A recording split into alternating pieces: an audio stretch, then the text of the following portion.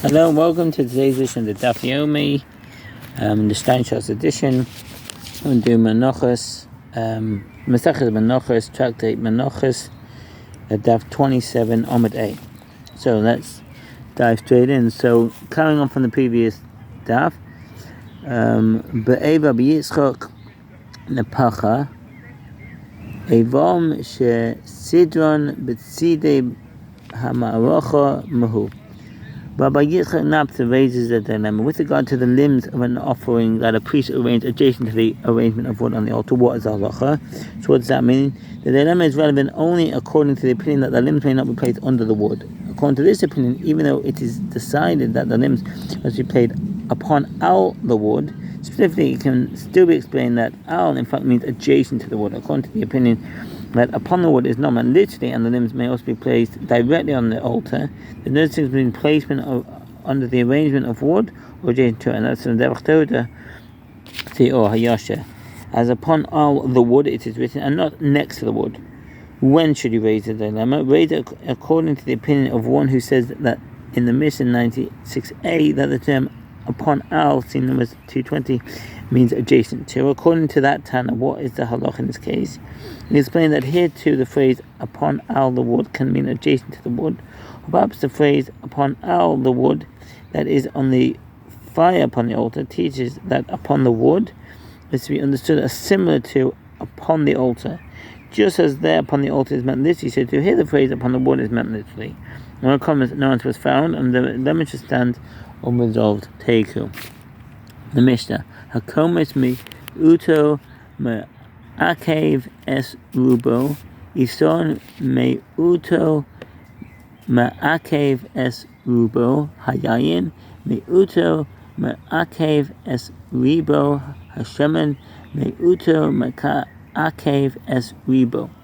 With regard to the handful, failure to sacrifice a minority of it, so what does that mean? To the footnote, if a part of a handful is lacking, the entire handful is invalidated. If part of the oil is lacking, the entire log is invalidated. With regard to the fine flour and the oil, failure to bring each prevents fulfillment of the mitzvah with the other.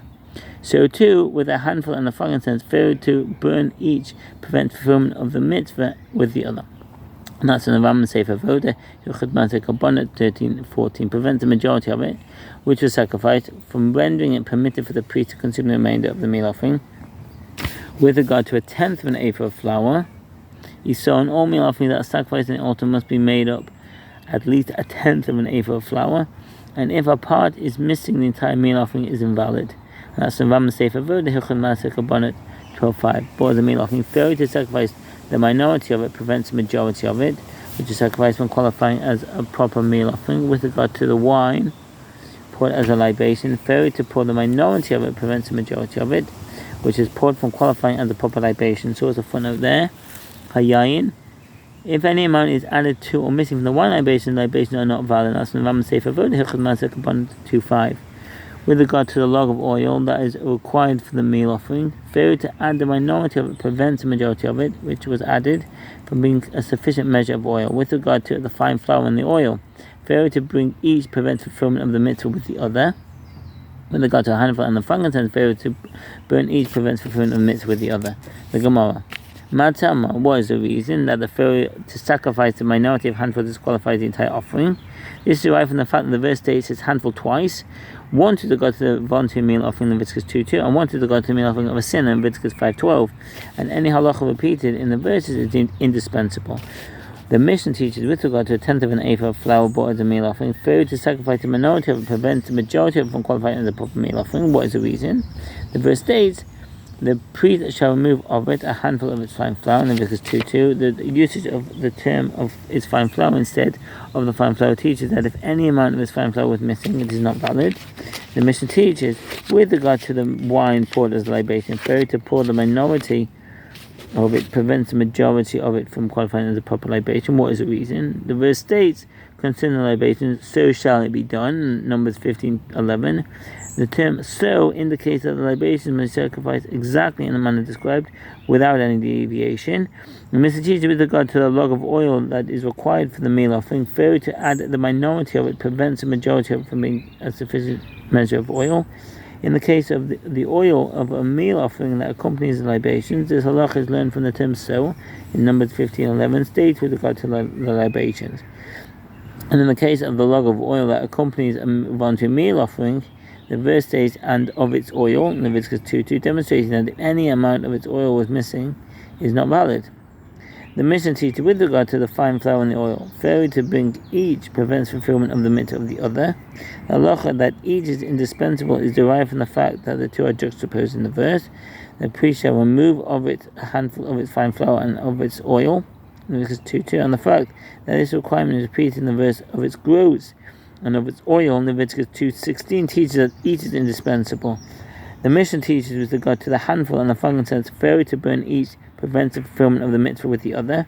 Halacha that each is indispensable is derived from the repetition of the mention of the two together in the verse, as it is written, and the priest shall remove of it and of its fine flour and of its oil, as well of all of its frankincense in Leviticus 2:2. And again, with regard to the meal offering of a sinner to state, and all the frankincense which is upon the meal offering in Leviticus 6:8.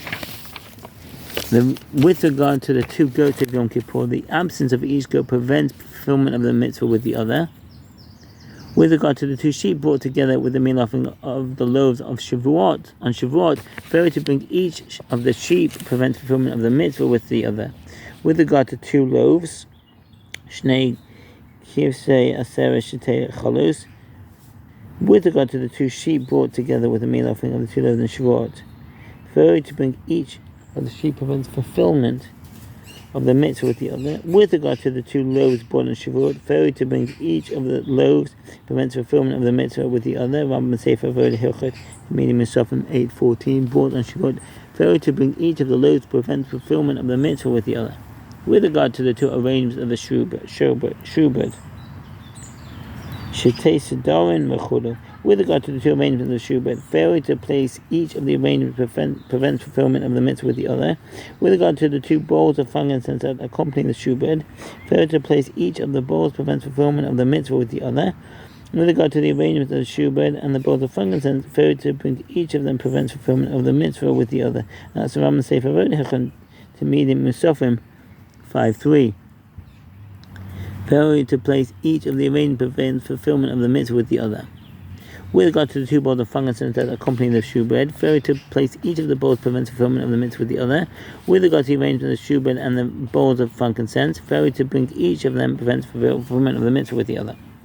With regard to the two types of loaves that accompany the offerings of a Nazarite, with regard to the two types of loaves that accompany the offerings of a Nazarite, failure to bring each prevents fulfillment of the mitzvah with the other. Rambam Sefer Vod Hilchot Maaseh Kabbalah 9:24.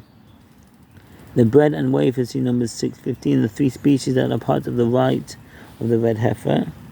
The seder, hyssop, and scarlet wool that are part of the rite of the red heifer are all indispensable, so that failure to bring one component prevents fulfillment of the mitzvah with the others. Rambam Sefer Tahora, Yechapara Duma 3:2.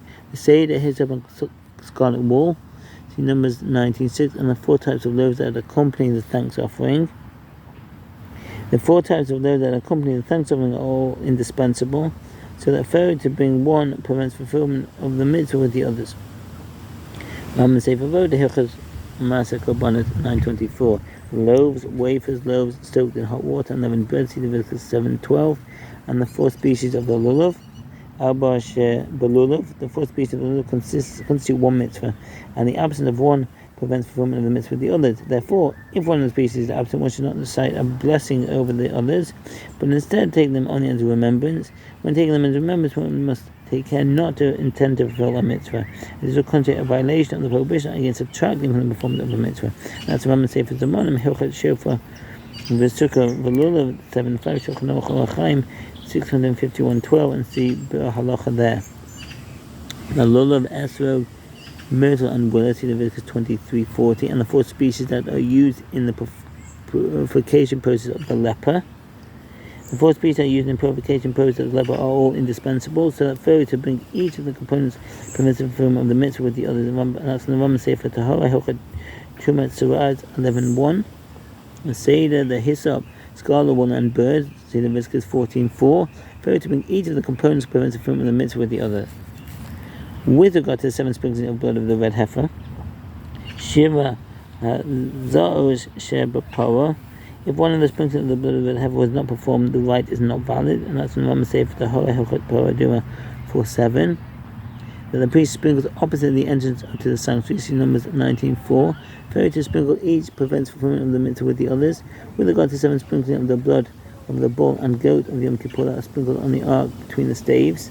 7 sprinklings that are sprinkled on the curtain separating the sanctuary and the Holy of Holies, and the sprinkling that are sprinkled on the golden altar on Yom Kippur.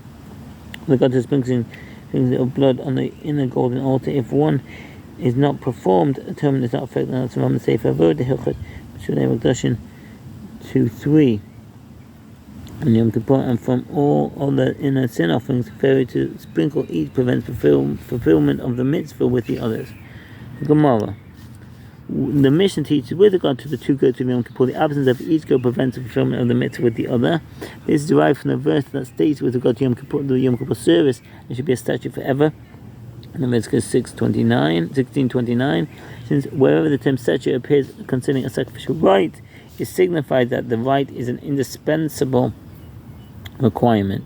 The mission teaches with regard to the 2 sheep brought together with the meal offering of the 2 loaves on Shavuot, failure to bring each of the sheep prevents performing the mitzvah with the other. This is derived from the verse, they should be holy, Leviticus 23:20. Since the employment of the term of being indicates an indispensable requirement. Similarly, with regard to the 2 loaves brought on Shavuot, the reason failure to bring each of the loaves prevents fulfillment of the mitzvah with the other is that the verse states they shall be of fine flour in Leviticus 23:17, employing a term of being. With regard to 2 arrangements of Shubah, the reason failure to place each of the arrangements prevents fulfillment of the mitzvah with the other is that the verse employs the term statute concerning them. See Leviticus 24:9. With regard to the 2 bowls of frankincense that accompany the shubed, the reason failure to place each of the bowls prevents fulfillment of the mitzvah with the other is that the verse employs the term statute concerning them. Leviticus 24:9. With regard to the arrangements of the shubed and the bowls of frankincense, the reason failure to bring each of them prevents fulfillment of the mitzvah with the other is that the verse employs the term statute concerning them, as this verse addresses each of these 2 components. With regard to the 2 types of loaves that accompany the offerings of a Nazarite, each prevents fulfillment of the mitzvah with the others, as it's written with regard to the Nazarite. So must he do after the law of his Nazariteship. Numbers 6:21, demonstrating that must bring his offerings precisely as detailed in the verse. With regard to the 3 species that are part of the rite of the red heifer, each prevents fulfillment of the mitzvah with the others. Since the term statute is written about, and this is the statute of the law, in Numbers 19:2. With regard to the 4 types of loaves that accompany the thanks offering, each prevents the fulfillment of the mitzvah with the others, saying that the thanks offering is juxtaposed with the offerings of the Nazarite. As it is written with regard to the thanks offering, with the sacrifice of his peace offering for thanksgiving, Leviticus 7:13, and the Master said, the term his peace offerings is to include the loaves of the peace offering of a Nazarite, as it has already been demonstrated with regard to the loaves that accompany the offering of a Nazarite, each prevents fulfillment of the mitzvah with the others. And with regard to the 4 species that are in purification process of the leper, each prevents fulfillment of the mitzvah with the others, as is written, this is the law, shall be the law of the leper, in Leviticus 14:2. And the term shall be indicates an indispensable requirement. And with regard to the 4 species of the lulav, each prevents fulfillment of the mitzvah with the others, as the verse states, and you shall take ulkachtem, Leviticus 23:40, which alludes to a complete taking, comprising all 4 species. Rav Hanan bar Rava says, the Mishnah taught that the 4 species of the lulav are necessary for the fulfillment of the mitzvah only in a case where one did not have all 4 species, but if one has all 4 species, failure to take each of the components does not prevent fulfillment of the mitzvah with the others, and he fulfills the mitzvah by taking each species individually. So the footnote here, the majority of all 4 species, failure to take each does not prevent the fulfillment of the mitzvah. The majority of the early commentators explain that even if one did not lift all the feet together, he has fulfilled the mitzvah of taking the law of halachot gedolat and the rif. The Rambam explains that the specification, if one has all 4 species, means that they are all present before him. Rambam disagrees, understanding that where one does not have means that he does not possess all 4 species and takes only some of the species, and if he has all of them, means that at a later point he acquires the missing species. In this case, he is retroactively deemed to fulfill his obligation, despite the fact that the remaining species came into possession only at a later point, and see the Me'iran Sukkah 31a. Rabbeinu Tam objects to the majority opinion that if one did not lift all together, he has fulfilled the mitzvah. Since all four constitute one mitzvah, it is not unreasonable to suggest that one can fulfill the mitzvah by taking each component separately. The Rosh, he therefore explains that what is meant is that one can fulfill one's obligation even if the different species are not bound together. This also appears to be the opinion of Rashi Tosfot. With regard to the significance of Rabbeinu Tam's emendation of the text of the Gemara, and Sukkah 34b.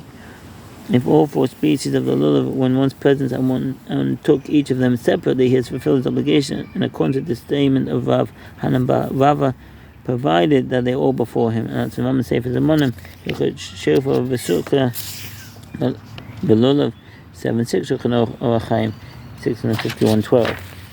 The Gemara raises an objection with regard to the four species of the lulav. Two of them, the lulav and esrog, produce fruit, and two of them, the myrtle and willow, do not produce fruit. Those that produce fruit have a bond with those that do not produce fruit, and those that do not produce fruit have a bond with those that produce fruit. And a person does not fulfill his obligation of taking the lulav until they're all bound together in a single bundle.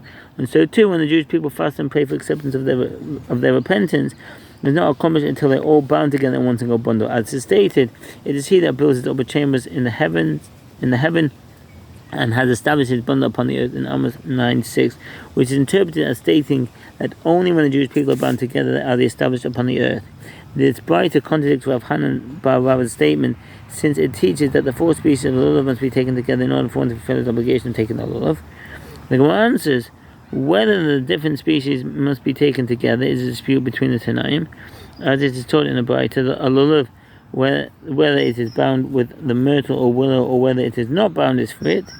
Rabbi Yehuda says, if it is bound, it is fit. If it is not bound, it is unfit. The Gemara asks, what is the reasoning of Rabbi Yehuda? The Gemara answers, by means of a verb and analogy, he derives the term taking with regard to the four species from the term taking written with regard to the bundle of hyssop. It is written there in the context of the sacrifice of the Paschal offering in Egypt, take a bundle of hyssop.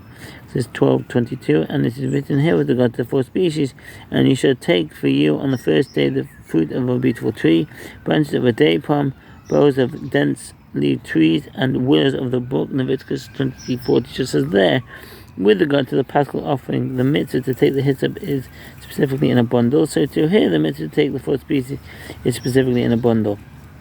The Gemara asks, what's the reasoning of the rabbis? The Gemara answers, they do not derive the meaning of the term taking from the meaning of the term taking by means of a verb and analogy.